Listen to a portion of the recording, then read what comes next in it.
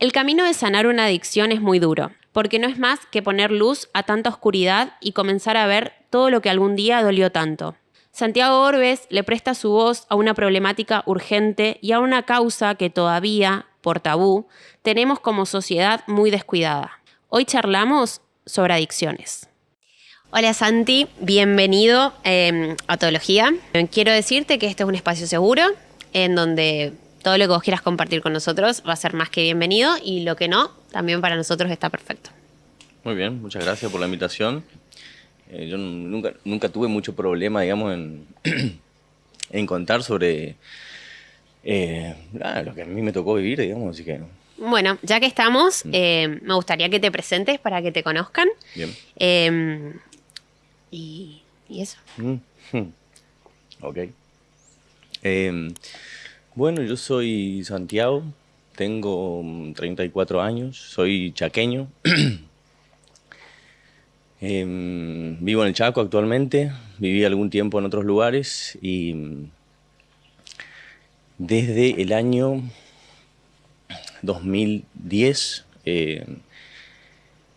que nosotros trabajamos, yo empecé en ese momento en realidad a trabajar en el año 2010 un poco en dar a conocer lo que a mí me había tocado vivir como adicto a las sustancias y posteriormente como residente o como usuario de una comunidad de rehabilitación. Y bueno, todo lo que me había tocado vivir lo empecé a contar cuando a mí me dieron mi alta, que fue en el año 2010. Y bueno, empecé en ese momento a trabajar un poco por esta problemática, que es una problemática un poco, también lo decía anteriormente, que es una problemática dinámica, difícil, pero bueno, que es muy satisfactoria. Y desde ese momento empezamos a dar a conocer un poco yo mi historia, a escuchar a otras familias, porque también un poco lo que hice durante todos estos años fue, más que nada, acompañar familias desde diferentes lugares. Al principio, como un joven rehabilitado, digamos, que acompañaba a familias a rehabilitarse en otras comunidades que eran fuera de la provincia, porque la realidad es que acá no teníamos muchos recursos. No había muchos recursos, no había mucha oferta de lugares para rehabilitar, entonces había que buscar alternativas. Todavía hoy hay que buscar alternativas. No, en nuestra zona todavía hay demandas que no están cubiertas. Sí, me imagino. Me imagino que acá y en todo el país, digamos. Te voy a llevar un poquito más atrás. Uh-huh. ¿Cuándo empezaste a consumir? En el año... Yo tenía 12 años. Sí, en realidad había probado cosas antes, digamos, como niño, a las que le había agarrado un poco el gusto, pero que obviamente, como era muy niño, no les daba continuidad hasta que cuando fui un poco más grande, digamos, tuve cierta independencia. Y también conocí a gente que lo hacía, digamos, y de alguna forma me facilitaron llegar hasta el momento en el que consumí. Tenía así 12 años, fue en el año 2002. 2002.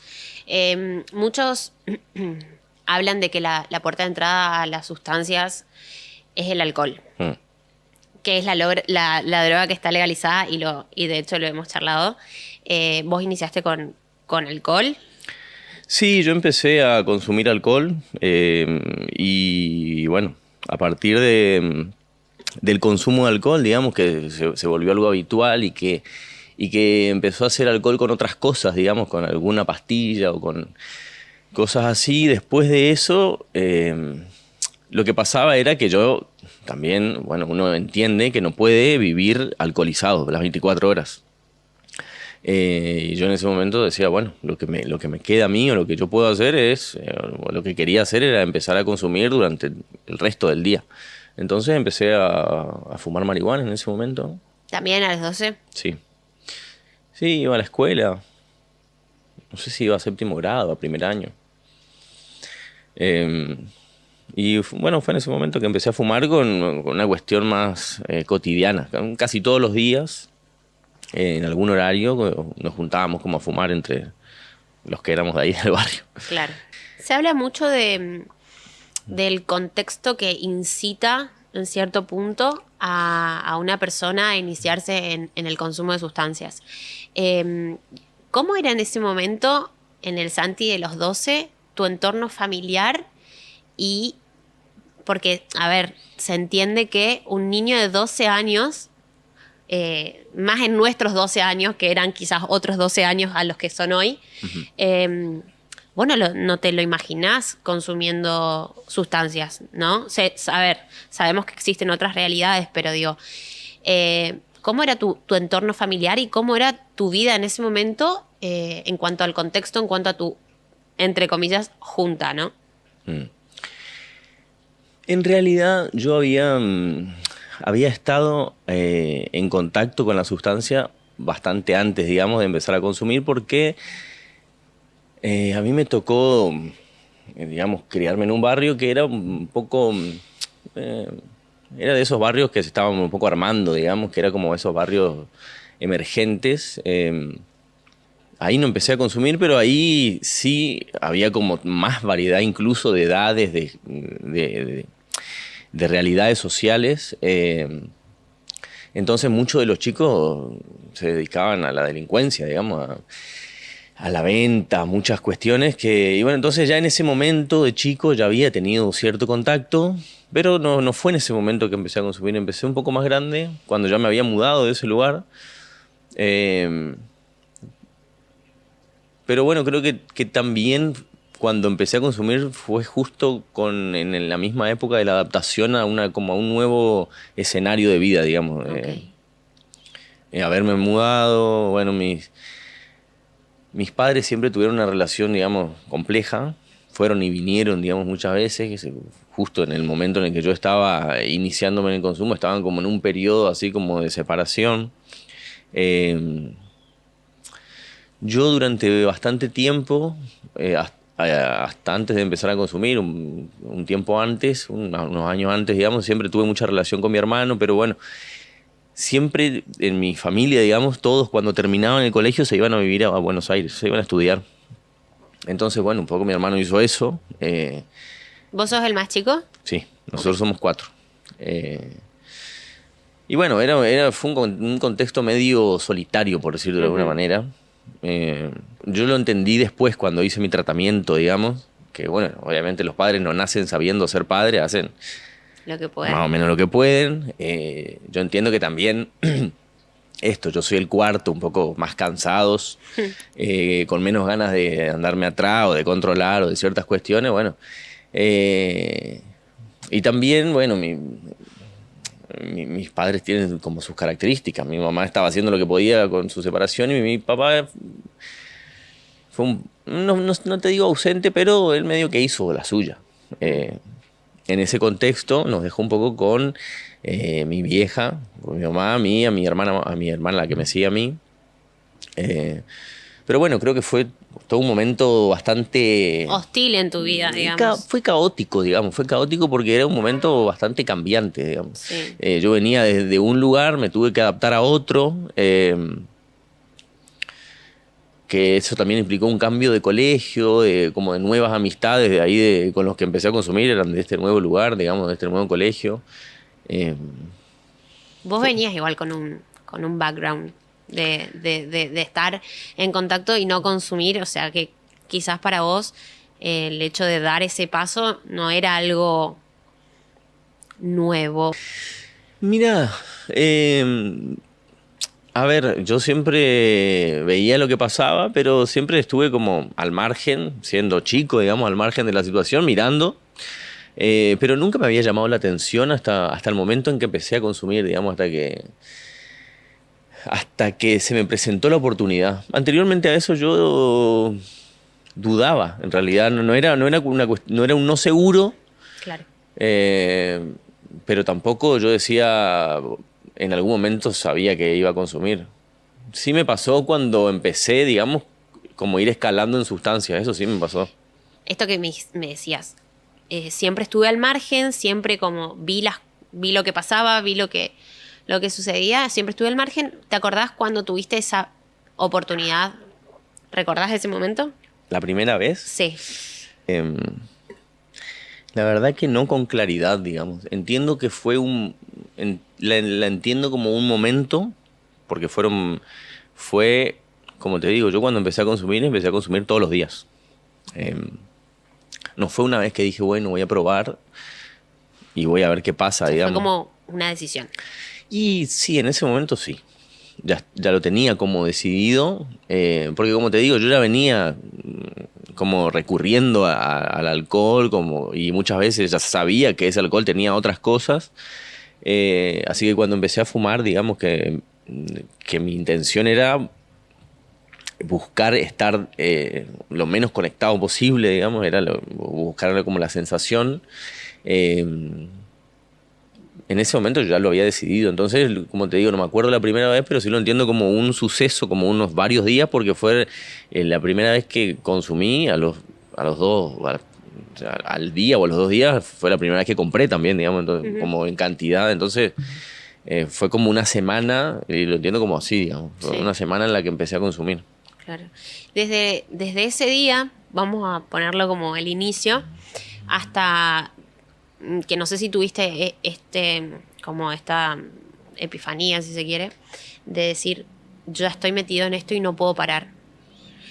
¿Qué pasó en el medio? O sea, ¿qué pasó en cuanto a tu situación de consumo y en cuanto a la vida? Arrancaste con 12 y en el momento que dijiste, ok, no puedo parar, ¿qué edad tenías? Y es que, a ver, fueron sucediendo cosas. Uh-huh. Creo que no fue un momento así como el que yo dije, estoy complicado, pero sí yo me daba cuenta, no solo yo, digamos, mi entorno en general, se daba cuenta, digamos, de que la situación estaba como desbordada. Y aparte porque a mí me pasaba algo con el consumo, digamos. O sea, en el medio en el que yo empecé a consumir marihuana a los 12 años, hasta que... pues la primera vez que consumí cocaína tenía 14. Y en el medio como, bueno, y fui a ver un psicólogo alguna vez, hice algún tipo de seguimiento, tipo tratamiento, digamos, ambulatorio. Pero bueno, también lo que me pasaba a mí con el consumo era que yo, más allá de consumir con gente de mi entorno, digamos, con el entorno con el que frecuentaba, los chicos de mi colegio, de diferentes lugares de mi barrio, también me iba marginando, digamos, buscaba, era un poco lo que te decía antes, yo venía de un lugar en el que me sentía cómodo, que era un poco ese, cerca de siempre... la delincuencia, por decirlo de alguna manera, la marginalidad, como que era donde yo me había criado y donde yo me había sentido siempre muy cómodo.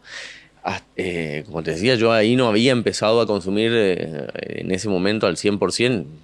Cuando me fui de ahí recién fue que empecé. Entonces, un poco volví a eso. Como que volviste a lo conocido, o sea, tu lugar, entre comillas, seguro, ¿no? Claro, sí, era un lugar en el que yo me sentía cómodo, en el que... A ver, lo que me pasaba también era que, a ver, el consumo de sustancia, lo que me hacía a mí particularmente era que muchas veces tenga cero autoestima. Entonces... En un círculo, o en el círculo que más frecuentaba de mi colegio, los chicos de mi colegio, digamos, siempre me sentía muy mal. Yo veía que los otros hacían un montón de cosas y yo estaba como imposibilitado por todo lo que yo vivía, digamos, por lo que me pasaba. Entonces, cuando me iba a lugares donde los chicos se dedicaban a robar para vivir o para drogarse, o vivían en una casa tomada y demás cuestiones, me sentía como un poco más cómodo en ese lugar. Claro. Entonces fui como buscando esos lugares. Por eso te digo, no sé si hubo un momento también como decir, bueno, no puedo parar. Sí, lo que me pasaba era que muchas veces, por diferentes cuestiones, por peleas con mi familia, por que me iba mal en el colegio o en lo que sea, por ahí decía, bueno, hoy no voy a consumir, o Y muchas veces me daba cuenta y estaba consumiendo. Bueno, vos arrancaste. ¿Cuánto tiempo estuviste en consumo? 6 años. O sea, de los 12 a los 18. Sí. Adolescencia. Sí, total. Muy complejo todo, despertar de todo, cuestionamiento de vida. ¿Qué pasó? O sea, ¿cómo fue ser adolescente viviendo todo lo que estabas viviendo? O sea, esta cuestión de buscar la marginalidad en cierto punto para sentirte cómodo, tu baja autoestima, el momento en el que empezaste a vincularte con mujeres o con chicos, no sé, tu despertar sexual, cómo te pegó todo eso mientras vos atravesabas el consumo. Y la verdad que, a ver, fue un momento bastante horrible, digamos. Yo la pasé, por algo me la pasé durante todo el tiempo que pude en esa época drogado, digamos, bajo el efecto de alguna sustancia.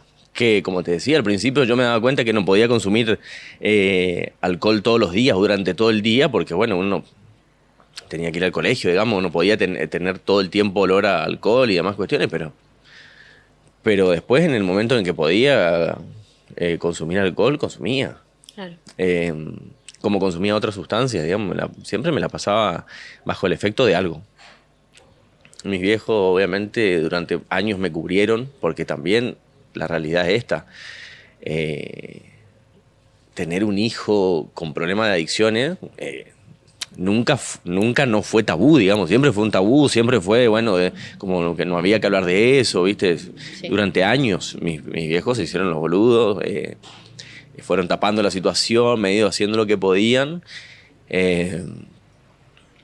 pero fueron años caóticos para todos, me parece, porque aparte ellos también en un momento se dieron cuenta de que esto pasaba. Claro, y ya estaba, no podían mirar más para el costado. O sea, era el elefante dentro de la sala. Totalmente. Entonces, bueno, ahí es como te digo, ahí hice como 8 ambulatorios, tratamientos así, idas y vueltas durante esos años, pero... Yendo ahí un poquito, desde, tu primera vez consumiendo hasta la última internación, que fue la exitosa. La única. La única. Todos los demás fueron... gracias, te agradezco. Okay. Todas las demás fueron... O sea, todos los tratamientos anteriores fueron ambulatorios. Sí. ¿Cuántos fueron? Y... fueron varios. Pasa que en ese momento... era lo que nosotros conocíamos como tratamiento ambulatorio. No era un ambulatorio, era... que ir a un psiquiatra, que en ese momento ni siquiera era un psiquiatra infanto-juvenil, digamos, se hacía lo que se podía y me mandaban ahí, me mandaban a un psicólogo y capaz a algún grupo en una iglesia, bueno, como que buscábamos alternativas, pero estrictamente lo que es un ambulatorio nunca fue un ambulatorio, excepto uno que hice en Mar del Plata, que vivía 2 semanas acá y 2 semanas allá, era un calvario para todos. Pero habré hecho 8 intentos, 9 intentos, así con psicólogos, con grupos, con esto, lo otro. Pero bueno. ¿Qué pasa a nivel familiar y a nivel personal con esta cuestión de los intentos? ¿Cómo los gestionás? Porque asumo que no, más allá de lo desconectado o no que vos quieras estar de la realidad, el hecho de intentarlo y que no suceda, o ¿cómo manejabas la frustración? ¿Tenías frustración? En ese momento nosotros no entendíamos nada de qué se trataba esto, ni siquiera hasta que yo llegué a internarme, digamos, que fue en el 2008, y yo había empezado en el 2002. Hasta ese momento nadie nos había dicho que esto era una enfermedad, por ejemplo. Claro. No sé si no se sabía, si la gente desconocía o no sé qué pasaba en ese momento, pero bueno, todavía nadie nos había dicho que era una enfermedad, nadie nos había dicho que era una cuestión que se rehabilitaba y que no se curaba, como que había que darle batalla al resto de la vida de uno. Entonces, en esos intentos también eran en el desconocimiento total, era solo una cuestión de hacer abstinencia, pero sin hacer ningún proceso interno para ver qué pasaba, ir resolviéndolo, bueno, Claro, como como investigar, digamos, ir a fondo. claro, ver cuáles son las causas, qué pasa con esto, digamos, o sea, más allá de alguna terapia familiar que tuve no sé, en esos 6 años, nunca habíamos ido a un lugar que nos digan esto es así, se hace de esta forma, estas son las alternativas, digamos, ¿sí? Sí. Como te digo, nada era serio en ese momento. Es muy difícil hacerle entender a la gente que el adicto sufre. Sufre un montón, esto que vos me decías, yo quería estar lo más desconectado de la realidad posible el mayor tiempo de mi vida. ¿Qué fue lo que sucedió para tocar, entre comillas, fondo y tomar la decisión de internarte? Hay una frase que yo siempre le digo a la familia, o lo digo muchas veces en entrevistas o en los colegios, que uno empieza... la frase es así: uno empieza a consumir para sentirse bien y termina consumiendo para no sentirse mal.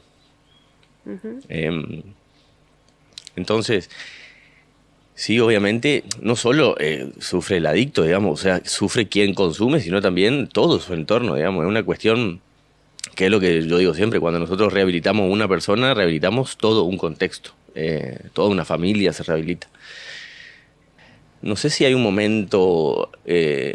yo siempre, no sé si desmitifico un poco esto de los momentos particulares, pero sí creo que la decisión, digamos, no solo la mía, de decir, bueno, sí acepto internarme, porque en ese momento era todo muy charlado con mi familia, no fue solo, como te digo, no fue una decisión mía, fue una decisión en conjunto, y creo que fueron muchos momentos los que nos llevaron a decir, bueno, es por acá, digamos, tenemos que hacer algo distinto.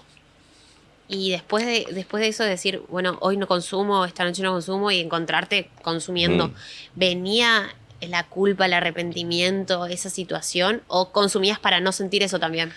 Y bueno, muchas veces dependía de muchas veces el estado de ánimo, de si estaba con alguien o estaba solo consumiendo. Pero sí, el arrepentimiento es algo que muchas veces es lo que alimenta el consumo. Y otras veces también lo que cuando uno más o menos la puede ver, dice, bueno, por ahí la culpa, el arrepentimiento hacen que uno pida ayuda o que levante la mano y que se acerque a hablar con alguien.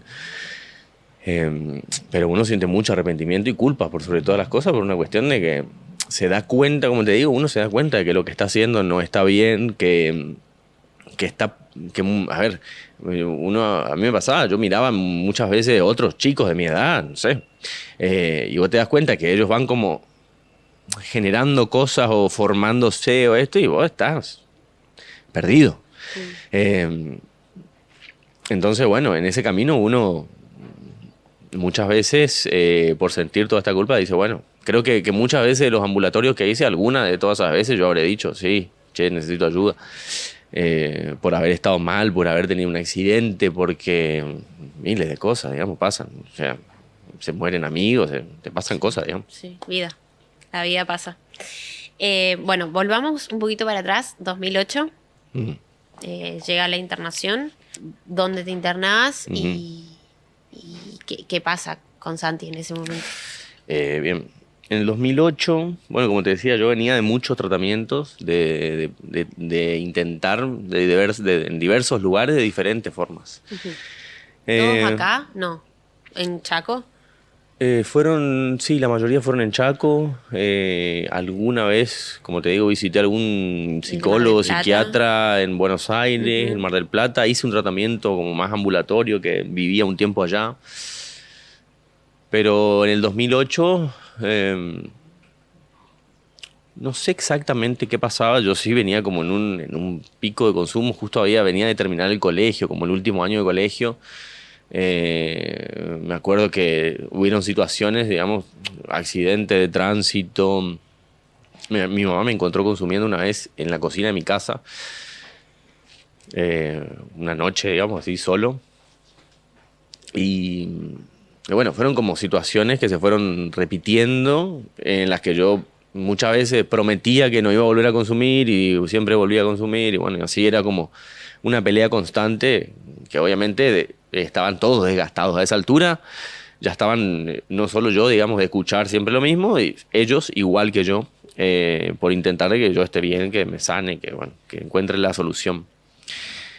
Y bueno, y así fue como llegué a una comunidad en La Plata, que obviamente yo no conocía La Plata, no había ido nunca. Había ido sí a Capital Federal en repetidas ocasiones porque mis hermanos vivían allá, pero yo La Plata no conocía nunca. Y lo que yo había escuchado de lo que eran las comunidades terapéuticas en ese momento era casi una cárcel. Yo llegué un poco con esa expectativa, que era medio un centro de detención. Vos fuiste voluntariamente, o sea, una decisión consensuada con la familia de, bueno, vamos hasta acá y vamos a probar otra cosa. Sí, fue consensuado, digamos. A ver, ellos me hicieron el ofrecimiento que, bueno, yo en ese momento justo había cumplido la mayoría de edad. Creo que, no sé, creo que eso también tenía que ver, digamos, como internar a alguien siendo menor también en ese momento no era algo fácil, no había tantos lugares. Pero bueno, justo yo había cumplido la mayoría de edad, entonces fue como algo consensuado. Ellos me propusieron la idea porque mi mamá había conocido a otra mamá en una iglesia que tenía el hijo internado ahí. Así fue cómo llegamos, digamos. Y esa fue la referencia, no veíamos, no fue por otro profesional, no fue por una derivación, fue otra madre que estaba en la misma situación. Y bueno, y así llegamos a La Plata, que fue bastante difícil porque, a ver, como te digo, yo primero que tenía 18 años, no sé, había hecho actividades solamente delictivas en mi vida, nunca había trabajado. Levantarme temprano era como lo peor del mundo. O sea, tenía como, obviamente uno también tiene problemas con la autoridad, con que le digan qué hacer. Uno viene de una vida sumamente desordenada, más allá de que muchas veces conviva con tus padres o no. Siendo adicto, uno tiene una vida muy desordenada. Y bueno, llegás ahí y es todo distinto. Es todo orden, es todo terapéutico, obviamente hay horarios. En ese momento éramos un montón, éramos como 70 en la comunidad. Entonces, bueno, una situación bastante diferente a todo lo que yo había... Ajeno a lo que vos conocías hasta ahora. Ajeno, pero a ver, fue... ¿Cómo te puedo explicar? Yo, como te decía, llegaba con la idea de que era medio un centro de detención y la realidad es que no, que es un lugar que tiene mucha variedad de personas de diferentes lugares. Hay chicos que vienen de estar, no sé, yo tenía compañeros que venían de estar presos 10 años.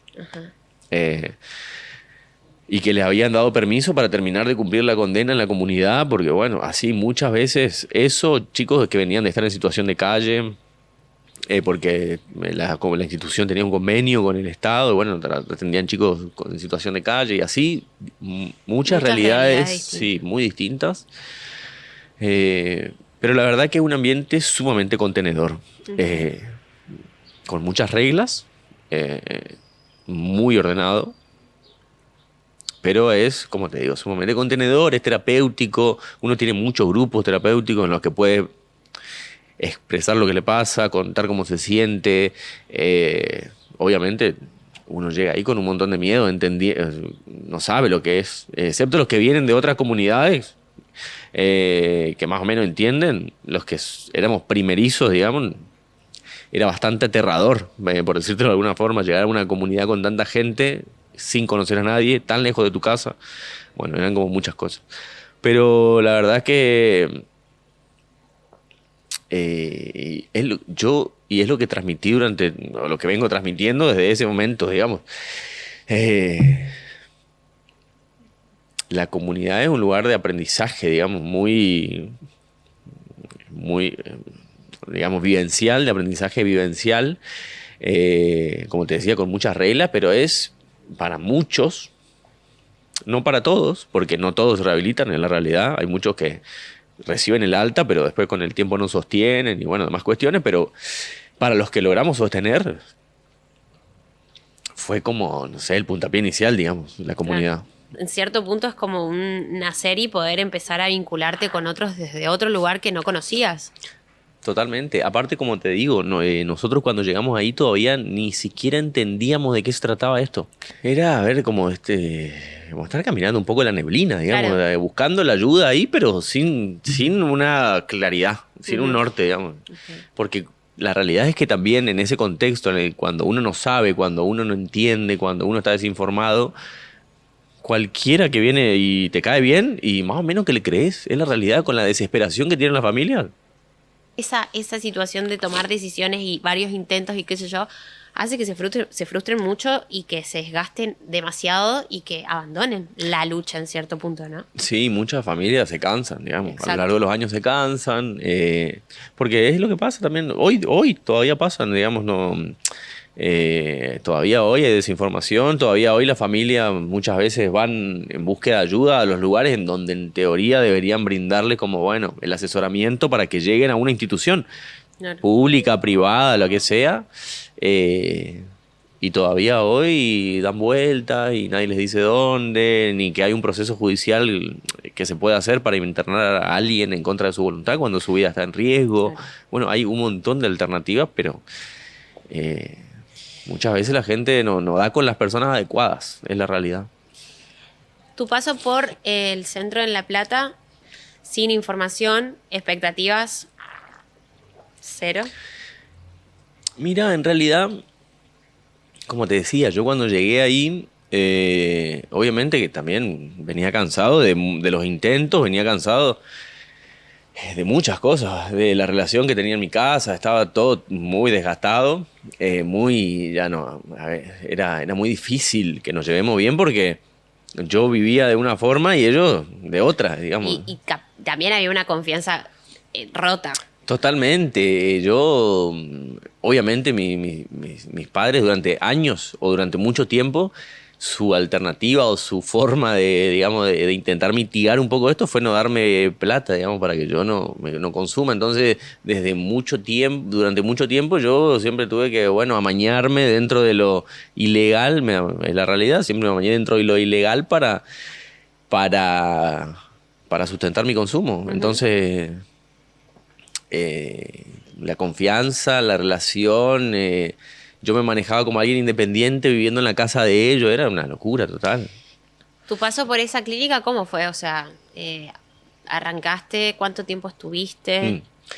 Y en ese momento los tratamientos eran largos, eran más largos que ahora. Yo estuve 32 meses, que son 2 años y 8 meses. Y fue un paso difícil, dificilísimo en realidad, como para todos los que están haciendo un tratamiento, porque uno va ahí a encontrarse con todo lo que viene intentando no mirar. Va ahí como a poner luz a todo un montón de oscuridad, no solo suya, sino también porque como uno trabaja con su familia, sobre la historia de su familia, sobre la historia de los padres de tus papás, digamos, para ver cómo los criaron a ellos, por qué ellos son como son. Eh, entonces uno como que devela un montón de cuestiones que pasaron en su familia Sí, también. estaban ocultas. Y que estaban ahí, muchas veces ocultas, muchas veces se sabía, pero nadie se hacía cargo. Entonces, bueno, uno va ahí y habla de un montón de cosas que le duelen, que no le gustan, no solo propias, sino de su entorno, de la sociedad en general, de tu familia. Entonces, bueno, siempre es un proceso duro y difícil. Pero bueno, que trae grandes recompensas, es lo que yo siempre trato de transmitirle a los chicos, que obviamente es difícil, hay días que, al principio sobre todo, ¿por qué? Porque, como te decía anteriormente, cuando uno habla de rehabilitación y no de cura, entiende que esto es de por vida. Y que lamentablemente hay veces, después de que te rehabilitás y de que terminaste tu proceso internado, y aunque sigas yendo a grupos, yendo a tu terapia, hablando con tus compañeros que te contienen, con tu familia, muchas veces igual vas a tener ganas de consumir. Bueno, uno tiene que aprender a sobrellevar eso, a manejarlo, a poder expresarlo, a no consumir, a decir que no en el momento en el que a uno se le presenta la oportunidad, en buscar alternativas para que obviamente tener las herramientas para poder decir que no y estar fortalecido, pero es un trabajo que es eterno. Esa es la De realidad. todos los días. Sí, de todos los días, con el tiempo, obviamente. Yo siempre le digo a los chicos, para mí los 2 primeros años, después de rehabilitados, son los más difíciles, porque son los 2 primeros años en los que uno vuelve a resignificar muchas cosas que las aprendió en consumo. O que las hacía solamente en consumo y bueno, tiene que aprender a vivirlas sin consumir, tiene que aprender a transitarlas sin consumo, aprender a sobrellevar las cosas que les van surgiendo. Y bueno, esos 2 primeros años, los primeros 24 meses de reaprendizaje son difíciles, son los más difíciles y después con el tiempo va cediendo esa sensación, los miedos van cediendo también, porque uno obviamente sale con muchísimo miedo de ahí adentro. Es muy, muy loco lo que pasa, digamos, en la comunidad, pero uno entra y durante mucho tiempo de la estadía odias la comunidad. Odias la comunidad, odias todo, la estructura, los horarios. El límite. Todo, y después terminas extrañando. Después, cuando estás mal o cuando, no sé, a mí que me tocó rehabilitarme en provincia de Buenos Aires, digamos, y que después, después de que terminé mi tratamiento, yo estuve viviendo en Buenos Aires y me mudé para acá.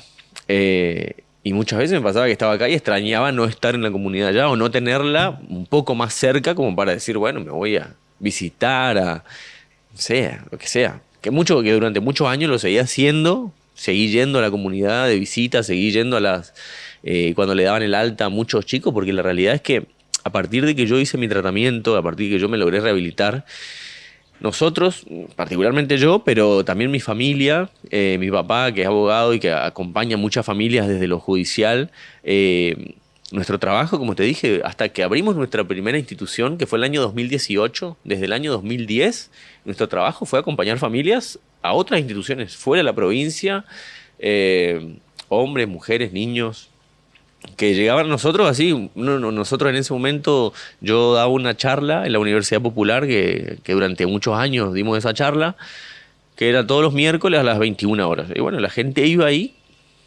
Muchos iban a escuchar de lo que hablábamos porque se habían rehabilitado y les gustaba estar ahí y dar su testimonio como rehabilitados, que nos acompañaban como grupo. Iban familias que necesitaban un lugar para internar al hijo, familias de chicos que estaban haciendo ambulatorio y que no sabían cómo hacer. Y, bueno, miles de realidades que acompañamos durante todos esos años. Entonces yo seguí yendo, digamos, de visita a las... ¿Seguiste en contacto? Sí, seguí en contacto. Ya vamos a ir a ese punto en cuando salís y abrís tus centros y todo el acompañamiento que hiciste post tu rehabilitación. Pero quiero que volvamos un poquito más para atrás, en el 2008 que te internás. La gente no sabe y no se anima a preguntar, pero bueno, justamente estamos acá para eso. ¿Cómo es estar internado? ¿Te aíslan por completo? ¿Podés ver a tus familias? ¿Tenés contacto con el mundo exterior? ¿Cómo es desde tu perspectiva? ¿Cómo fue? Y fue, a ver, más allá de lo terapéutico, que fue difícil,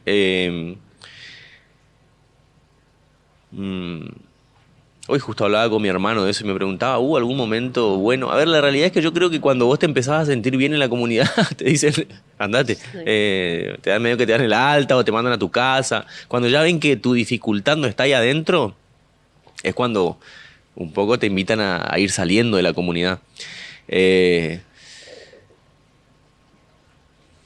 No puedo decirte, no puedo decirte que fue malo, porque la verdad es que tuvo momentos que fueron sumamente reveladores y que me llevaron a, como te digo, a poder estar sobrio. Uh-huh. Pero tenés que convivir con otros 50 tipos, digamos. Claro. Que en ese momento encima, después de que yo me interné, no sé si a los meses empezaron a aceptar menores. Entonces éramos una comunidad muy grande, sí. Y éramos muy grandes, teníamos chicos de 14, 15 años que venían, por ejemplo, de estar en situación de calle, y teníamos ingenieros que trabajaban en el astillero Río Santiago, de ahí de La Plata, que tenían, no sé, 60, 75 años, alcohólicos de toda la vida. Entonces teníamos una variedad inmensa en la comunidad. Y a todos hay que tratarlos, o sea, hay que tratarlos personalizadamente porque todos tienen me sale patologías, pero no, todos tienen realidades distintas y todos tienen historias diferentes. La ley actual de Argentina que es plantea internaciones breves. Y bueno, vos estuviste 2 años y 8 meses, hay personas que están 10 meses, hay personas que están, no sé, 4 años por decir. Es como cada uno aborda su tratamiento de la manera que puede y que necesita. O sea, plantear un mínimo de tiempo y plantear un tratamiento estándar para todos me parece absurdo. Es bastante polémica la ley. Nosotros, la verdad que disentimos bastante en cómo se mira sobre todo esta problemática, digamos. Y siempre bregamos o intentamos de que salga una ley particular en adicciones, digamos. Tenemos tantas leyes en nuestro país y no tenemos una particular en adicciones que entienda de qué se trata esta problemática. Todavía hoy sigue costando, digamos, sigue siendo bastante tabú, sigue costando. Sí. Ayer tuvimos un caso, mira, un chico que tenía una excitación psicomotriz, que no se podía quedar quieto, que estaba parte de su cuadro, digamos, que necesitábamos que se lo contenga en el servicio de salud mental y llegamos y no había ni cama, ni enfermero, ni médico. Entonces, bueno, es difícil. Sí, es difícil que la ley no ampare esas cuestiones, que no haya... no hay disponibilidad de camas. O sea, vos hoy te vas a cualquier lugar a pedir cama en el estado y la mayoría de los lugares están abarrotados de gente, la mayoría de los lugares ya tienen gente en lista de espera. Y no solo eso, sino que muchas veces en el proceso en el que vos tenés que ingresar a una institución del Estado, la realidad es que muchas veces pasás por miles de entrevistas y no hay tanto tiempo. No hay tiempo. Totalmente. No hay tanto tiempo. Entonces muchas veces lo hacen venir 5 entrevistas a los chicos y no vienen. No vienen. Porque se cansan, porque como te digo, ellos ya están, muchas veces ya vienen cansados, porque ya vienen intentando tratamientos, porque fueron a tal lugar, porque fueron a tal otro, fueron acá. Y si vos no atendés la demanda, medio que en el momento en el que la tenés que atender, después es muy difícil darle seguimiento, decirle, sí, no, venite en 5 días, venite en 10 días. Es difícil. Santi, bueno, pasa el tiempo, los 32 meses, salís y arranca un camino de mucho servicio hasta que hoy vos tenés, hasta el día de hoy que vos tenés abiertos 2 centros. Uno lo abriste en el 2018 en Resistencia y entiendo que en el 2020 iniciaste prepandemia como la apertura acá en Corrientes. Saliste, me dijiste que los 2 primeros años fueron muy complicados, pero también trabajaste en diferentes centros, trabajaste dando charlas, acompañando. Contame un poco cómo fue eso. A ver, como un poco retomando de la pregunta anterior que vos me hacías, de que uno sale de la comunidad muy aislado, porque viene de no tener información, de no manejar celulares adentro de la comunidad, de no tener televisión, ni diario, ni nada. O sea, y la dirección o la directiva hacia tu familia, hacia los familiares que acompañan a alguien que está haciendo una adicción es no traigan información de afuera, para que pueda ocuparse de rehabilitarse. Entonces, bueno, uno sale de ahí medio perdido, esa es la realidad. Al menos en mi caso particular, porque yo venía de recién terminar el colegio, entonces no había trabajado nunca. Y bueno, en ese momento cuando salí de la comunidad, empecé trabajaba en Buenos Aires y venía de visita acá al Chaco. Y todas las veces que venía, trataba de organizar alguna charla en algún colegio, en alguna parroquia, en algún grupo, porque en ese momento había grupos de chicos que se juntaban, de no sé si narcóticos anónimos, alcohólicos anónimos, bueno, de juntarme con gente que estaba o en la misma situación, o atravesando la misma situación, o empezando un proceso de rehabilitación, o familias que estaban buscando ayuda. Y así fue como empecé, de alguna manera, mientras trabajaba y tenía otra vida aparte, en los tiempos que podía, empecé a dar a conocer en realidad de que había alternativas de rehabilitación, de que existían lugares que podían ayudarlo y que obviamente muchas de las cosas que decían los colegios era justamente el mensaje a los jóvenes era que no había necesidad de pasar por todo lo que yo había pasado para darse cuenta que no era un buen camino, digamos. Claro, que no era por ahí. No era por ahí. Y bueno, y así fueron muchos años en los que me dediqué a trabajar sin haber conformado la fundación, sin tener como un nombre, como institución, sin tener un equipo de trabajo.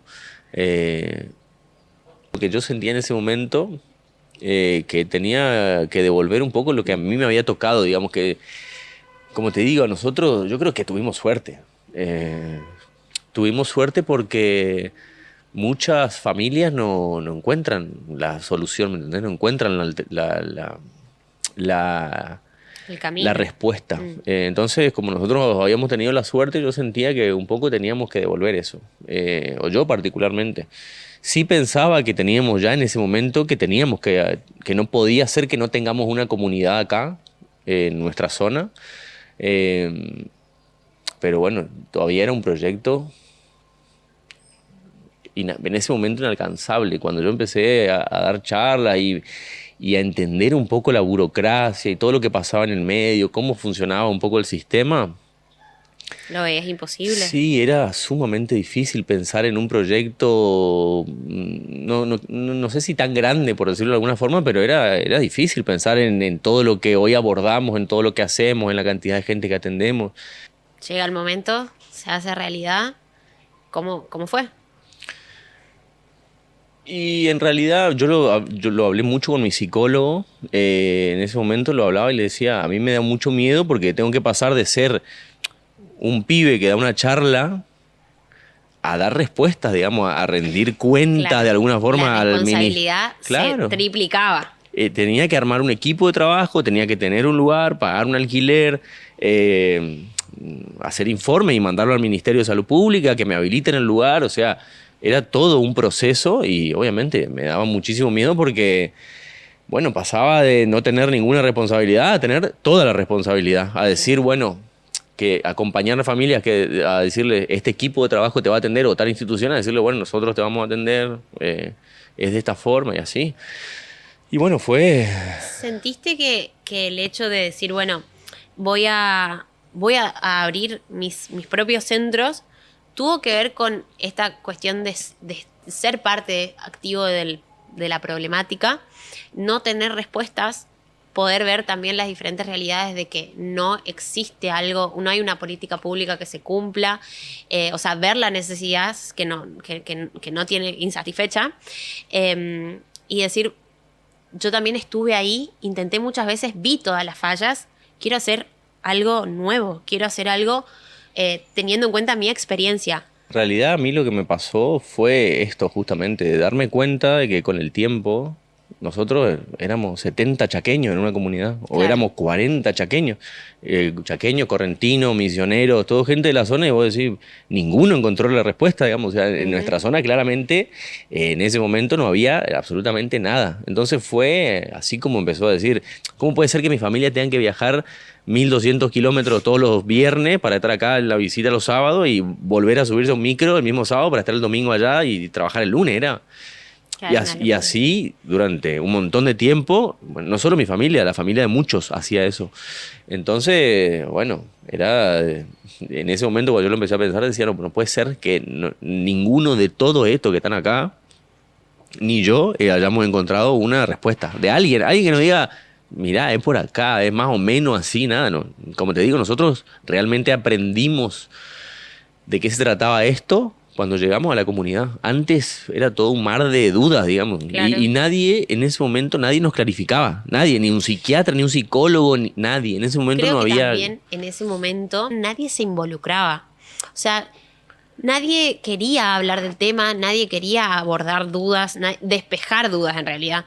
Nadie quería, o sea, era como, ok, existe, pero vamos a ponerlo abajo de la alfombra, alguien más se va a hacer cargo. O sea, había muy poca participación ciudadana para con este tema, ¿entendés? Entonces, creo que poco a poco se está cambiando eso, celebro eso, pero sí, falta mucho camino todavía. Y falta mucho camino porque, como te digo, a ver, nosotros atendemos en el Chaco y en Corrientes, pero nosotros atendemos un sector particular, hombres mayores de 18 años. Todo lo que está por fuera de eso, nosotros, al menos particularmente nosotros, que somos una de las pocas instituciones que hay acá, no le damos respuesta.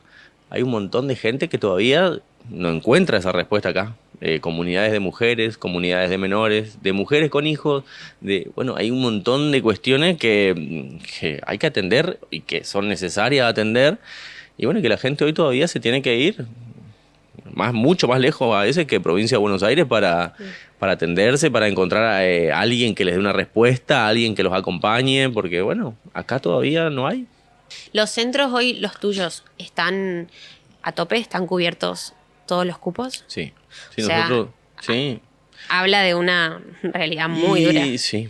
Y lo que nos pasa es que se libera una cama y ya hay alguien esperando una cama, digamos. No, la gente, obviamente, que busca o quiere internarse con nosotros y bueno, y queda en lista de espera, pero si también encuentra otro lugar en otro lado, se va, digamos, porque Claro, obvio. necesitan internar. Es urgente. Y es urgente. La respuesta urgente. es urgente. La gente necesita hacer tratamiento hoy, empezar ayer. Los que llegan hasta el momento de llegar a una comunidad como la nuestra, que somos exclusivamente residencial, en la que viven los jóvenes, es porque ya han pasado por otros lugares o porque ya vienen de situaciones que los llevaron hasta ahí. Santi, vos hoy estás limpio. ¿Hace cuántos años? Y a mí, mira, yo dejé de consumir en el 22 de febrero del 2008, yo me interné y a mí me dieron el alta de la institución en el 28 de agosto del año 2010. Okay. Yo no consumo desde el año 2008 y estoy rehabilitado, por decirlo de alguna forma, o legalmente rehabilitado, que es el día que me entregaron el papel, el diploma, digamos, y una medalla, desde agosto del 2010. Desde ese momento estoy rehabilitado. Lo consumo de 2 años previos, digamos, que fueron los que duró mi tratamiento, pero bueno, desde esa época. Volviendo un poco a vos, mencionaste que los primeros 2 años después del alta son los más difíciles. ¿En algún momento experimentaste una recaída, el deseo de volver a consumir? ¿Cómo fue tu gestión con esas emociones? A ver, no, recaídas nunca. A ver, esto.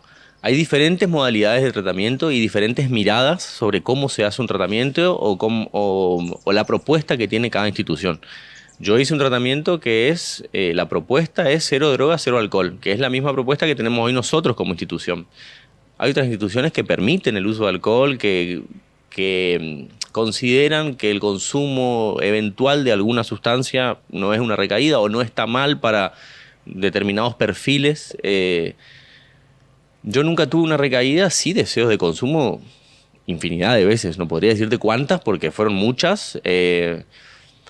Y bueno, siempre busqué alternativas para no consumir, siempre pedí ayuda, siempre levanté el teléfono y hablé con un compañero, hablé con la comunidad, bueno, hoy me toca hablar con otras personas de lo que me va sucediendo día a día. Pero sí, uno genera una red de contención cuando sale, más allá de su psicólogo, más allá de su grupo de contención de la comunidad. La realidad es que quien lo acompaña la mayoría del tiempo a uno es la familia. Entonces yo hoy trabajo mucho con mi familia, mi hermano trabaja conmigo en la institución, entonces estoy mucho en contacto con él, me veo mucho con mi papá, hablo mucho con ellos y también esto, nunca dejé de hablar. Nunca dejé de hablar de lo que me pasaba, nunca dejé de compartirle cómo me sentía, de cuando las cosas van bien, de cuando las cosas van mal, de lo que fue la apertura de la institución durante todos estos años, lo que nos costó llegar hasta donde estábamos, bueno, todo lo que fue sucediendo en el medio, siempre lo fui compartiendo y buscando soporte, digamos, en ellos. Como te digo, uno va encontrando las herramientas y las alternativas para sostenerse en abstinencia. Por sobre todas las cosas es una decisión y una elección personal. Esto es, no se trata de que uno no puede consumir, sino que uno elige no consumir, elige vivir una vida distinta. Hay una frase que me gustó mucho de cuando tuvimos nuestro encuentro, que vos me dijiste, toda excusa es buena para no consumir. Como que resignificaste la frase, ¿viste? Cuando cualquier excusa es buena para consumir según el adicto. Me parece súper interesante esta otra mirada que le das, sobre todo porque tiene mucho que ver con esta cuestión de que volver a encontrar la voluntad, ¿no? Sí, a ver, yo siempre le transmito esto a los residentes, digamos, a los chicos que hoy se rehabilitan con nosotros y que obviamente a mí, que yo hablo con ellos, que a mí me toca mucho contarles de qué se trata esto, ¿no? De ser un rehabilitado, de cómo sobrellevar la vida de rehabilitado, y lo que trato siempre de transmitirles es, por sobre todas las cosas, ser prácticos, para tomar decisiones, ser prácticos, y tratar de sintetizar muchas veces esto, ¿no? Sí. Cualquier excusa es buena para no drogarse. Yo siempre trato de que ellos lo entiendan, digamos, bueno, salgan a correr, lean un libro, hablen con sus compañeros, vayan una hora al gimnasio, busquen alternativas saludables para mantenerse en sobriedad, porque la realidad es que también muchas veces lo que los mantiene en sobriedad, o lo que nos mantiene en sobriedad, es el orden y la disciplina, y saber que ahora en un rato tengo que hacer otra cosa. Y entonces también estar ordenado, también estar disciplinado ayuda a tener la claridad, digamos, claridad para ver hacia dónde voy, hacia dónde no quiero volver. Sí, perspectiva. Exacto, entonces yo trato de que ellos traten de tomar decisiones prácticas, que creo que es lo que un poco me ayudó a mí durante todos estos años. Claro. Simplificar la cuestión, ¿viste? Porque si por ahí te enroscas mucho, es complicado esto. Como para ir cerrando, durante toda la entrevista mencionaste mucho la comunidad. Y teniendo en cuenta que al adicto, el adicto sufre y el adicto le duele mucho todo, hay una frase muy linda que dice: el dolor compartido duele menos en comunidad. ¿Te parece que es así? Y a nosotros nos decían mucho eso, digamos, de que el dolor compartido es dolor disminuido. Siempre trataban de inculcarnos eso, porque justamente el adicto es el que no dice, el que no puede decir, el que no pone en palabras, el que no comparte. Es eso, y es alguien que sufre esta enfermedad por una mala gestión de emociones. La adicción tiene que ver con eso, con la mala gestión de las emociones, de no tener las herramientas para resolverla. Y bueno, en el medio surgió, digamos, esto de la adicción, de la sustancia, para poder sobrellevar ciertas situaciones. Pero sí, la comunidad, no solo para rehabilitarse, la comunidad como institución, digamos, sino todo lo que se forma después. Nosotros hoy somos lo que somos porque en realidad yo hace mucho tiempo empecé a caminar con otros rehabilitados para contar lo que nos pasaba. Que en ese momento, a ver, particularmente yo me dedico a esto, yo trabajo en esta problemática y me dedico casi exclusivamente a esto. Hay otros que, no sé, son dentistas y bueno, en ese momento me acompañaban porque tenían más tiempo, porque tenían más ganas o porque no tenían hijos todavía. Bueno, pero fuimos una comunidad que nos ayudó a sostenernos a todos y que hoy todavía sigue y que nos seguimos hablando por teléfono y que cuando podemos nos vemos. Pero lo que nos sostuvo fue eso, la comunidad y las ganas de, que también es lo que hablamos muchas veces, muchos de los que nos rehabilitamos por ganas, porque por tomar la decisión, por estar convencidos, por saber a dónde no queríamos volver, porque la realidad es esa. A ver, como te decía, muchos llegan al alta, pero no todos se sostienen en abstinencia durante los años. Lamentablemente muchos recaen y muchos incluso consumen peor de lo que consumían antes de hacer el tratamiento.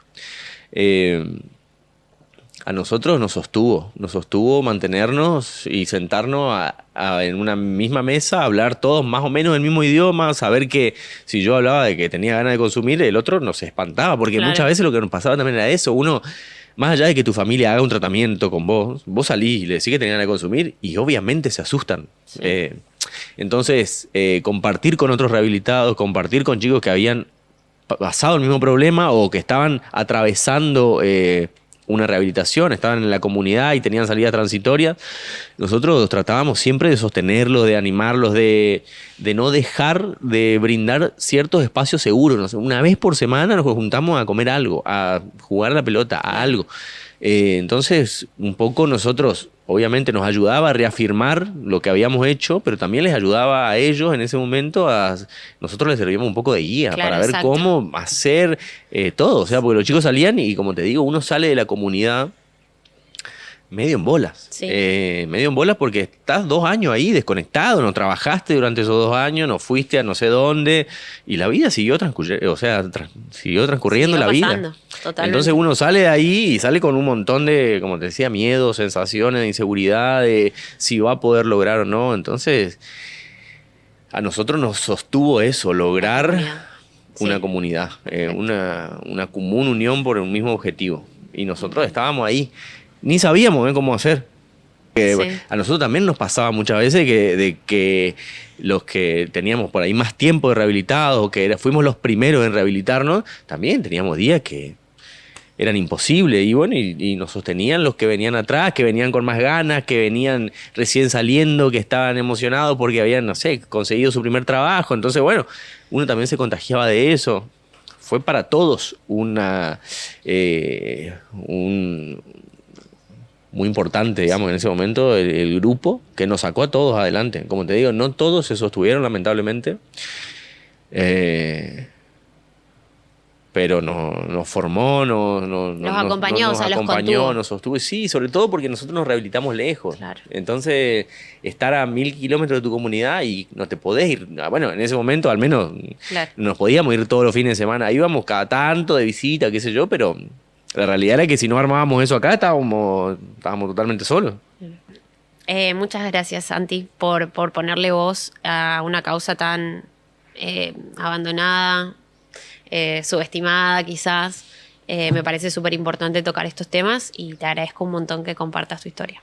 Siempre es un placer. Al menos intentar compartir. Yo siempre digo, digamos, o trato de que a alguien le resuene. Capaz que uno no va a llegar a todo el mundo, porque la realidad es que lamentablemente uno a veces ya para ciertas situaciones llega tarde o llega un poco tarde. Hoy es muy difícil que alguien no conozca a alguien que realmente necesite ayuda. Entonces, porque a alguien le puede resonar. Que el mensaje esté y que el mensaje llegue. Bueno, esa es la idea. Bueno, muchas gracias.